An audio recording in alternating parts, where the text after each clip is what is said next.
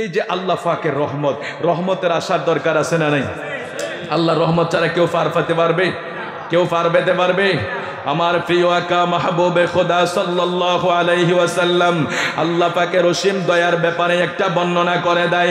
নবীজি ফরমান, রে উম্মত শোনো, জিবরিল আমিন আমাকে একটা ঘটনা শোনাইলেন। জিবরিল বললেন, ইয়া রাসূলুল্লাহ, নবী গো, আমি আপনার কাছে যখন আসি একটা লোক সেজদা অবস্থায় দেখি, আবার যখন আমি উঠি এক লাখ সেজদা অবস্থায় দেখি। ইয়া রাসূলুল্লাহ, এই লোকটা আল্লাহর কাছে ফরিয়াদ করেছিল তাকে যাতে আল্লাহ সেজদা অবস্থায় মৃত্যু দেয়, অতঃপর আল্লাহ তারে কবুল করলেন। ওই লোকটা দীর্ঘ 500 বছর ইবাদত করছে। নবী গো, কোন জায়গায় ইবাদত করছে? তার চতুর্পাশে সাগর আর সাগর, পানি আর পানি, মাঝখানে একটা চর, মাঝখানে একটা জায়গায় তাকে আল্লাহ রেখে সেখানে আনার ফলের গাছের ব্যবস্থা করলেন। ওই সাগরের নোলা পানিকে মিঠা বানাইয়া ওই জায়গায় তার পানি খাওয়ার ব্যবস্থা করলেন। দীর্ঘ 500 বছর লোকটা ইবাদত করছে।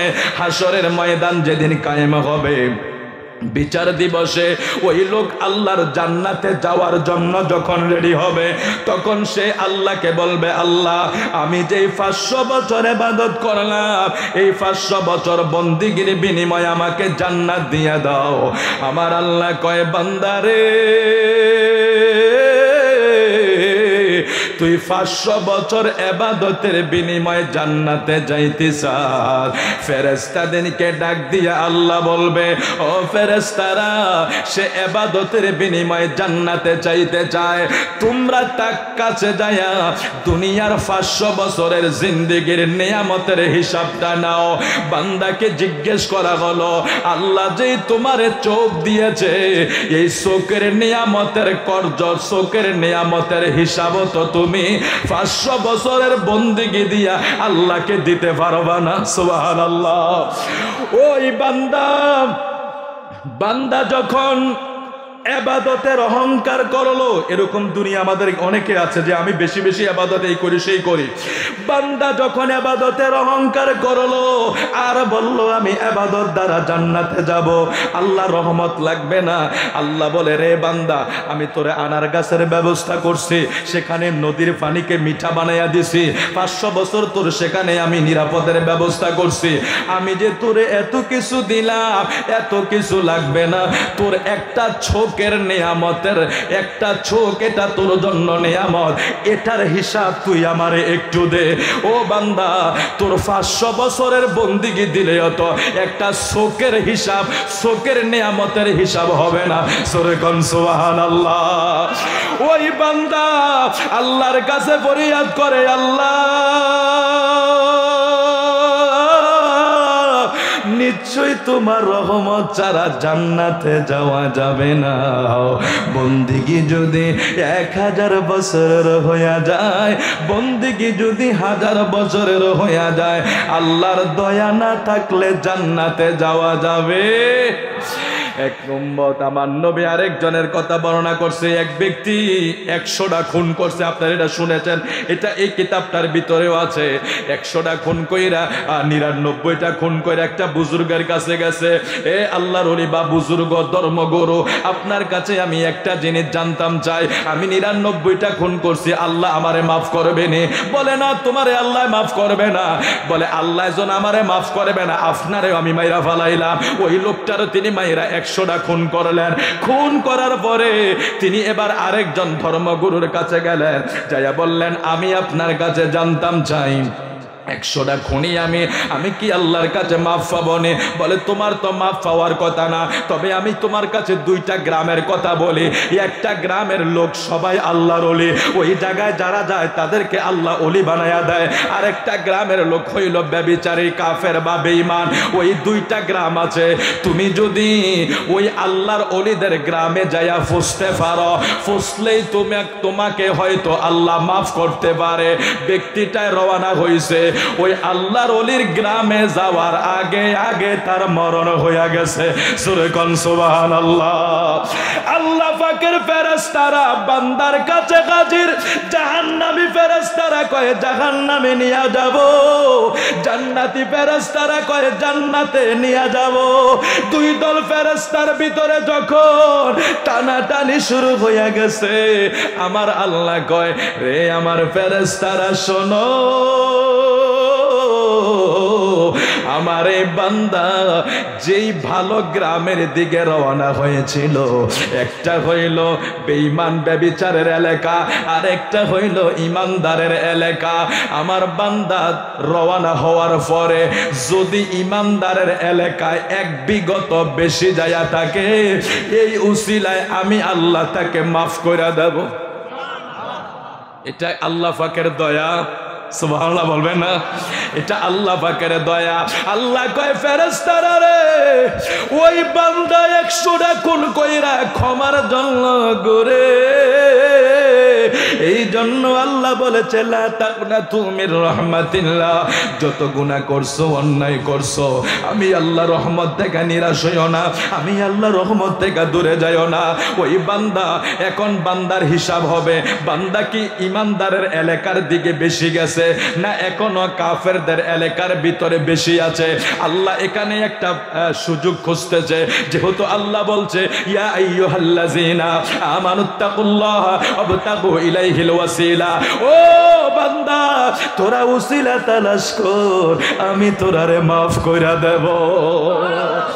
উসিলা তালাশ কর, আমি তোরারে মাফ করে দেব। আল্লাহ এখানে একটা উসিলা বাইর করতেছে বন্দারে মাফ করে দেওয়ার জন্য। একটা মার্ডার যদি এই দেশে না কোন দেশে যদি হয়, আমার দেশে পাশে হয়, কোন দেশে কল্লা পালায়া দেয়, 100টা খুন কইরা ক্ষমার জন্য গিয়েছে, ক্ষমা পাওয়ার আগে আল্লাহ তার মরণ হয়ে গেছে। এখন আল্লাহ বলছে তোমরা মাপ দিয়া দেখো, সে যদি ইমানদার এলাকার দিকে বেশি পরিমাণ হাইটা থাকে, আমি আল্লাহ এই উসিলায় তারে মাফ করে দেব। ঠিক আল্লাহ যখন বান্দাকে মাফ করবে, ফেরেশতারা হিসাব কইরা দেখে ইমানদারের এলাকায় যায় সে এখনো পৌঁছে না, কিন্তু পথটা একটু বেশি গিয়েছে। পথ একটু বেশি যাওয়ার কারণে 100টা খুনি আমার আল্লাহ তারে মাফ কইরা জান্নাতি বানায়া নিছে। রহিম রহমান নাম তোমার আল্লাহ,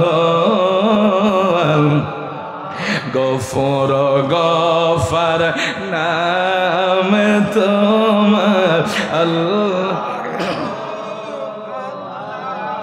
আরেক ব্যক্তি ইমানদার কিন্তু জীবনে কোনো সওয়াবের কাজ করে না, মরার আগে আফের সন্তানদেরকে বলে ও সন্তানেরা, আমি জীবনে কোনো ভালো কাজ করতে পারি নাই, আমি যদি মারা যাই আমার ভয় হয় আমি কেমনে জাহান্নামে থাকবো। সন্তানেরা রে, আমি মারা যাওয়ার পরে আমার দেহটা কবরে রাখিস না, আমি কবরের আযাব সইতে পারবো না, আমি কবরে থাকতে পারবো না। আমরা কি করবো রে বাবা, আমি মারা যাওয়ার পরে আমার লাশটা ফুরাইয়া দিস, ছাইগুলি ছিটাইয়া দিস, কিছু পানিতে ফালাইয়া দিস, কিছু জঙ্গলার এদিক সেদিক ফালাইয়া দিস। সন্তানেরা এটাই করলো। এতেকালের পরে ওই লাশটারে ফুরাইয়া দিল, ছাইগুলি ফালাইয়া দিল। আমার আল্লাহ কয় রে বান্দা, আমি আল্লাহর ভয়ে তুই যদি এতটুকু কাজ করতে পারছ, আমি কি তোরে ক্ষমা না কইরা পারি? ছাইগুলির একসাথ কইরা এগুলির আল্লাহ জিজ্ঞাসা করে ওই বান্দারে তুই কেন এটা করলি? ওই গুনাহগার বান্দা আল্লাহকে ডাক দেয়, আল্লাহ জীবনের গুনার দিকে তাকাইয়া বড় ভয় লাগছিল, কবরের আযাব সইতে পারবো না, কবরে যাইয়া থাকতে পারবো না। তুমি আল্লাহর ভয়ে আমি বলছি আমারে ফুরাইয়া ছাই কইরা দিস, আমি কবরে থাকতে পারবো না। আল্লাহ কয় বান্দা